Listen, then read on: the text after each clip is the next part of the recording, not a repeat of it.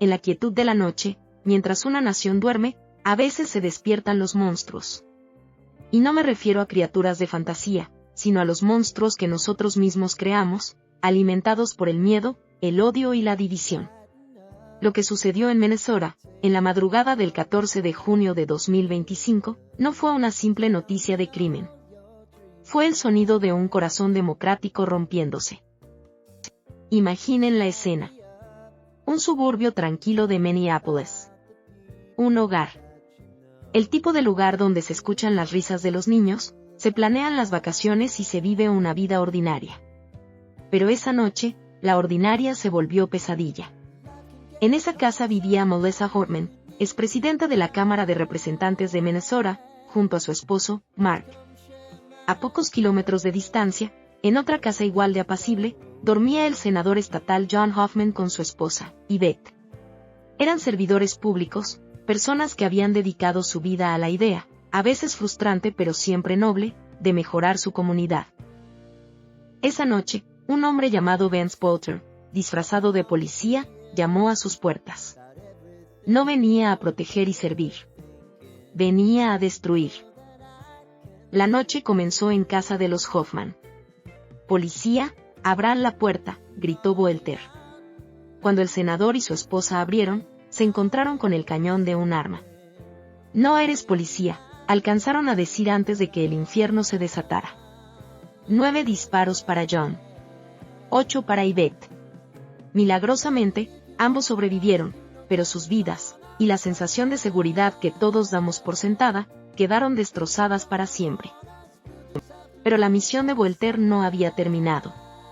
Esto no era un acto impulsivo. Era una cacería metódica. Condujo a la casa de otra legisladora, pero no la encontró. Se dirigió a la de otro senador, pero la presencia casual de una patrulla real lo hizo retroceder. Su determinación era escalofriante. Seguía una lista. Finalmente, llegó a casa de Melissa Hortman. Cuando la verdadera policía llegó, alertada por la llamada de auxilio de los Hoffman, presenciaron una escena de horror puro. Vieron a Poulter dispararle a Mark Hortman a través de la puerta abierta. Dentro, encontraron a Melissa, ya sin vida. Mark moriría poco después en el hospital. En un acto de crueldad sin sentido, su perro, un Golden Retriever llamado Gilbert, también fue asesinado. Perdimos a Melissa Hortman. Y es importante que entendamos quién era ella. No era solo un hombre en un cargo político.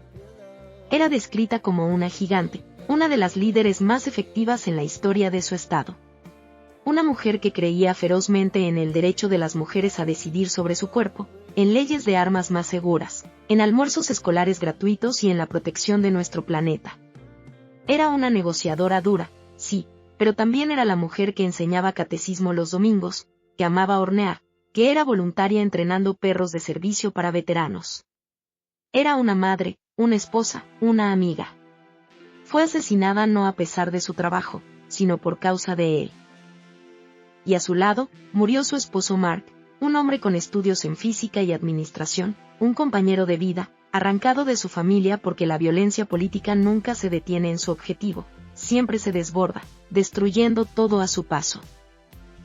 ¿Y quién era el hombre que empuñaba el arma? Vance Poulter.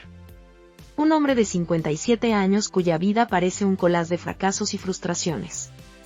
Gerente de tiendas, trabajador de funerarias, guardia de seguridad. Un hombre que, según quienes lo conocían, enfrentaba problemas económicos y emocionales. Poco antes de los ataques, envió mensajes a sus seres queridos con un tono de despedida: «Voy a estar fuera por un tiempo. Puede que muera pronto». Y a su familia: «Papá fue a la guerra anoche».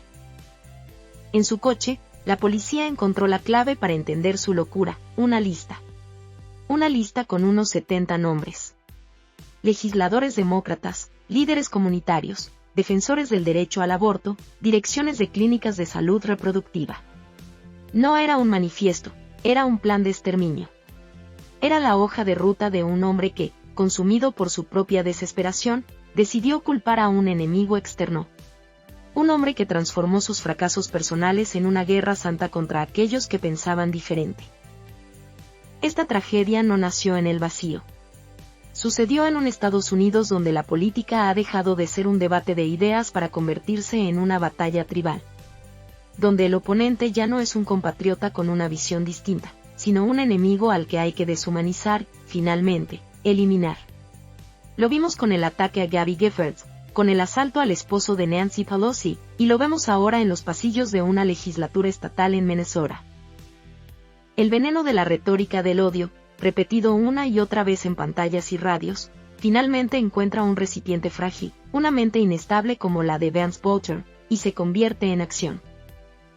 Tras los asesinatos, las divisiones políticas en Minnesota se silenciaron por un momento, unidas en el duelo. El Capitolio se llenó de flores y notas de agradecimiento para Melissa, un recordatorio de la humanidad que había sido arrebatada. Pero el miedo se instaló. Cada funcionario público con un perfil similar se preguntó si su nombre podría estar en una lista parecida. La captura de Vance Bolter pone fin a la cacería humana, pero abre una herida mucho más profunda en el alma de la nación. Nos deja con una pregunta que resuena en el silencio que dejó la violencia: ¿cómo hemos llegado hasta aquí? ¿Cómo sanamos una sociedad donde las diferencias políticas se resuelven con balas? La respuesta no es sencilla.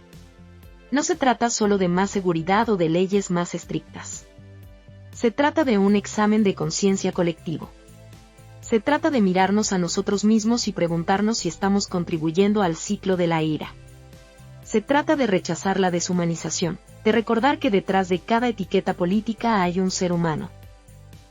El legado de Melissa Hortman no puede ser solo una estadística en la creciente lista de víctimas de la violencia política. Su vida de servicio exige que luchemos por la democracia por la que ella vivió y murió.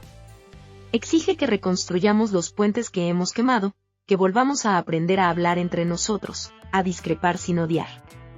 Porque la alternativa, como nos demostró esa terrible noche en Minnesota, es una oscuridad en la que todos, sin excepción, terminamos perdiendo.